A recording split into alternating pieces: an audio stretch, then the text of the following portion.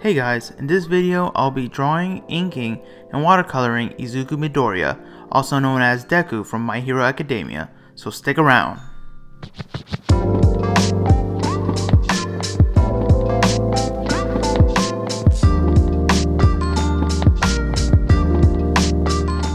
If you'd like to see my future art videos, please subscribe and hit the notification bell to be notified every time a new video is up. Okay, so I am starting this video a little different than usual. I am showing you the process that I went through to find the pose that I wanted for this particular piece. I did really rough sketches. They didn't take all that long, but I just didn't want to go with the very first idea that I had and I wanted to see if there was any other ideas that I could explore that might be better. I went with this pose in particular just because I thought it was very dynamic and I wanted to really show his power. Whenever Midoriya gets angry in the show and he gets emotional, he unleashes this awesome power that's in him, and I just really wanted to show that off, and I think this pose does a good job in doing that. I even added some tears coming out of his eyes because in the show he gets so emotional all the time. He's getting better at it, but it's something that happens a lot. And now we're moving on to the inks, and I'm using a Kolinsky sable brush by Raphael. It's a Raphael 8404. I've mentioned this brush in my other videos. It's one of the brushes that I always gravitate to just because I find the quality to be really good and it gives me the lines that I like. Now, one of the challenges that I came across in this piece in particular was the paper. The paper is a very good quality cold press watercolor paper. The only thing is that I usually don't use cold press. I normally use hot press. So I had this learning curve of dealing with the roughness of the paper. And also for some reason I decided to do this detailed piece with like the electricity going around Izuku, and for such a rough paper it's kind of hard to get detailed with it whenever you're using a brush like this, especially whenever I'm kind of far away from the paper so that I can record the process. If I decided to redo this piece, I would definitely do it on a hot press watercolor paper instead, and instead of using this brush for all these lightning bolts around him, I think I would have preferred to use either like a micron pen or technical pen, or maybe a stiffer brush pen, because honestly it was really annoying doing all these different details in the lightning bolts with this brush. So yeah, I would definitely go with a pen that doesn't have as much variety in line thickness for something like electricity or lightning bolts.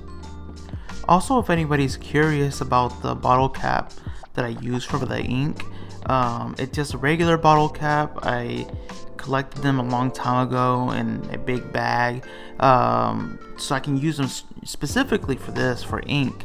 I got this idea from a video I saw a long time ago from Doug to Naple. He had a video on YouTube, I believe, where he talks about his process and how he would use these bottle caps to put the ink in, so that way you can keep the ink fresh and you don't have to leave the ink open all the time, and you just put a little bit in the bottle cap, whatever you're going to use, and then whenever you're done you just throw away the bottle cap. It's a pretty easy cleanup, and you have fresh ink for longer periods of time.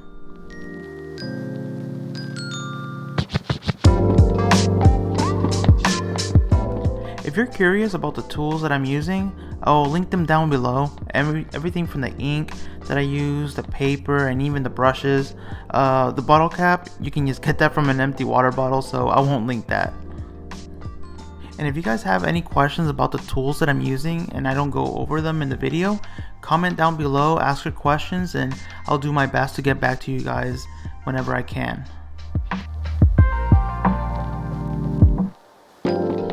Alright, so now we're in the watercoloring portion, and I am getting ready some green that I'm going to be using for Deku's clothes and as well as his hair.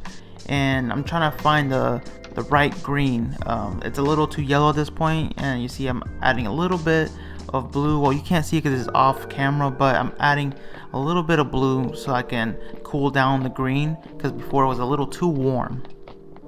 And I made sure I made plenty so that way I won't run out and I don't have to remix the color again later on. Another trait of this watercolor paper, this cold press, is that it's very hungry for water. So as soon as I start laying down some of these colors, compared to the hot press where it takes a little bit longer to soak into the paper, this one just eats it up right away. So that's definitely something that I had to get used to for the first few minutes of watercoloring this piece.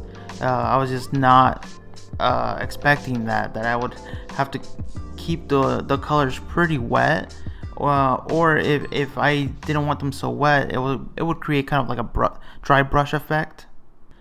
And one of the things I'm already dreading at this point is the electricity that I have to color. I don't know why I decided to do all that electricity. It's whenever you're doing it digitally, it's so easy to just drop in colors and color it that way, but when you're using watercolors, oh man, it's a big hassle.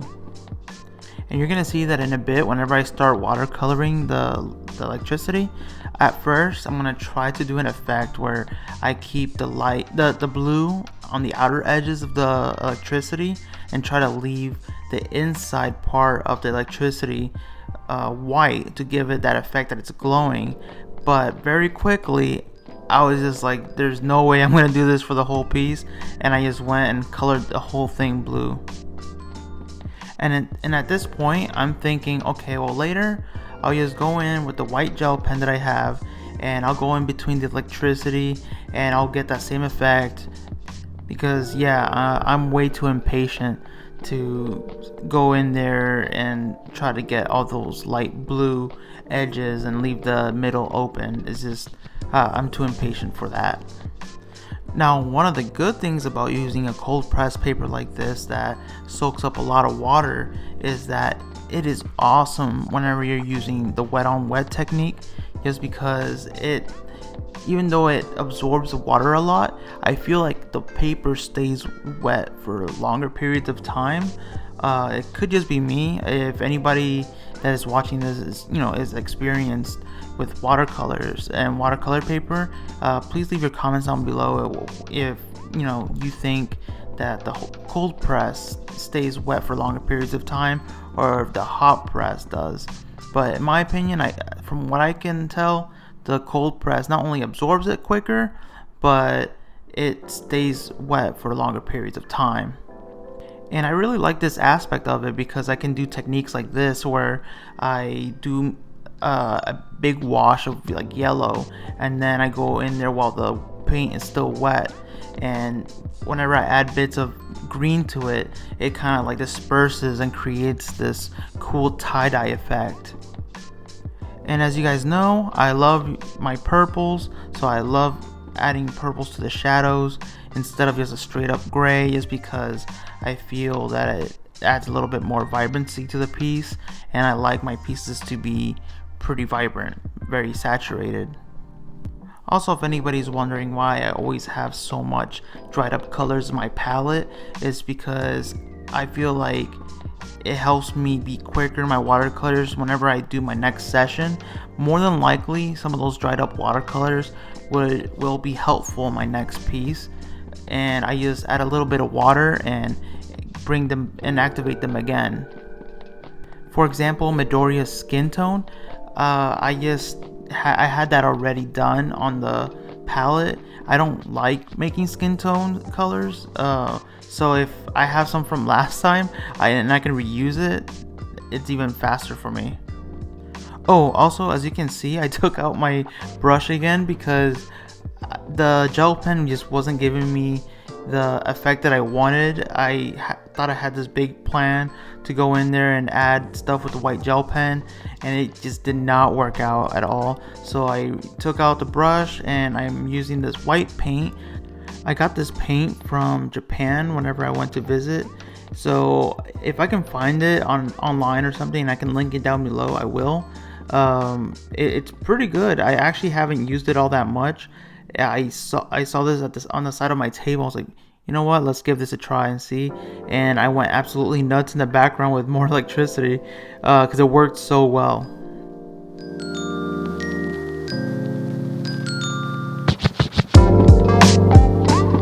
So that about wraps it up for this piece. I had a lot of fun drawing Deku. I'm super excited to see where the series goes. I don't read the manga, so the story is completely new to me still. Let me know what you guys think of the new season so far. Are you digging it? Are you hating it? Let me know. And if you guys enjoyed this video, please give it a big thumbs up. Alright guys, I'll see you next time. Peace out.